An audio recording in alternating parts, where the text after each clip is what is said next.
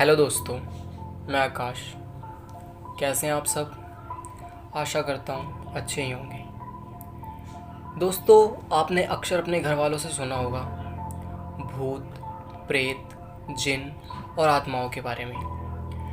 मैं इन सब से जुड़ी आपके सामने कहानी लेके आया हूँ। आज आपके लिए डर से भरी डरावनी और सच्ची घटनाओं पे आधारित कहानियाँ लेकर आया हूँ।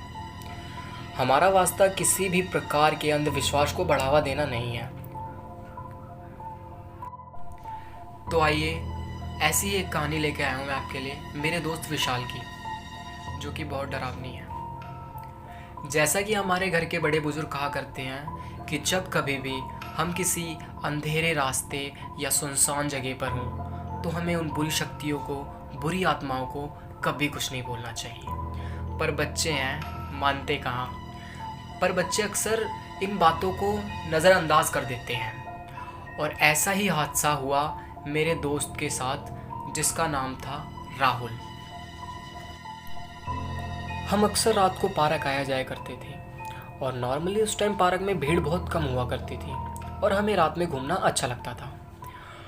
पर जिस पार्क में हम जाया करते थे उससे पहले रास्ते में एक पार्क और पड़ता था, जिसमें एक बहुत पुराना कब्रिस्तान था, जिसके बारे में हमने बहुत सी अफवाहें सुनी थी और कुछ लोग इनको सच भी बताते थे।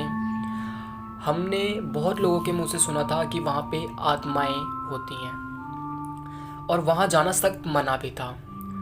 जब हम वहाँ से गुजरा करते थे तो ना जाने हमें ऐसा क्यों लगता था जैसे कोई हमारा साथ हो। मैंने कई बार ये बात अपने दोस्तों से कही, पर उन्होंने मेरी बात को नज़रअंदाज करके उसे मजाक में ले लिया।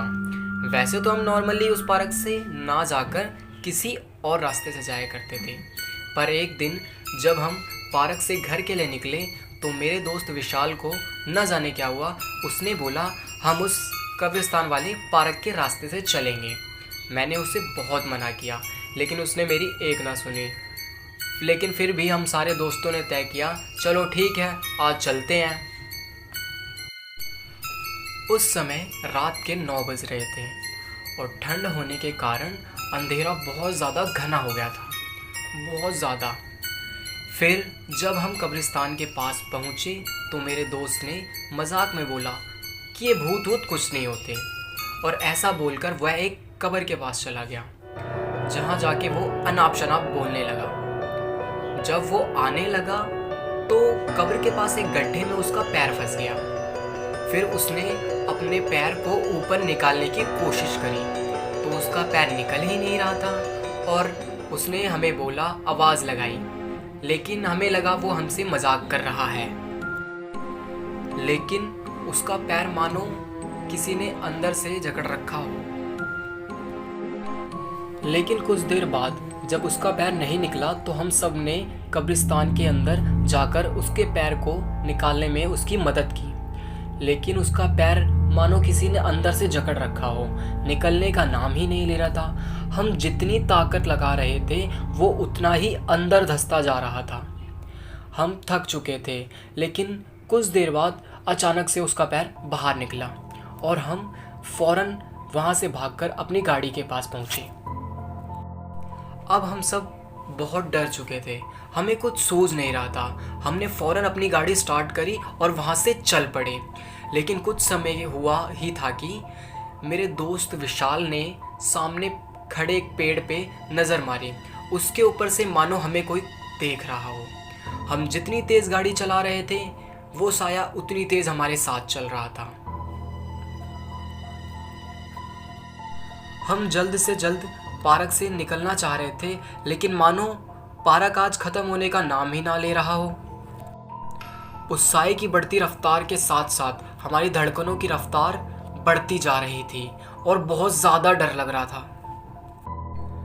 लेकिन कुछ समय बाद वो साया अचानक से गायब हो गया और फाइनली हम पार्क के बाहर आ गए। हमने चैन की सांस ली और मैंने देखा कि विशाल साथ में नहीं था। जब ये बात मैंने सबको बोली तो सब ने गाड़ी से उतर के पार्क की ओर गए और हमने देखा कि विशाल अंदर की ओर था और वो हमें अंदर बुलाने की कोशिश कर रहा था और बुला भी रहा था। और देखते ही देखते विशाल पार्क के उस घने अंधेरे में गायब हो गया और पता नहीं कहाँ चला गया। लेकिन हम लोग इतना डर चुके थे कि हम में से किसी की भी हिम्मत नहीं थी कि कोई भी पार्क में जाकर विशाल को बुलाए। और इस स्टोरी के नेक्स्ट पार्ट के लिए चैनल को सब्सक्राइब करें, नोटिफिकेशन के लिए बेल आइकन दबाएं, वीडियो को लाइक करें, शेयर करें, कमेंट करें और जानिए विशाल के साथ क्या हुआ। स्टोरी कैसी लगी दोस्तों, इसके लिए कमेंट करें और हमें बताएं।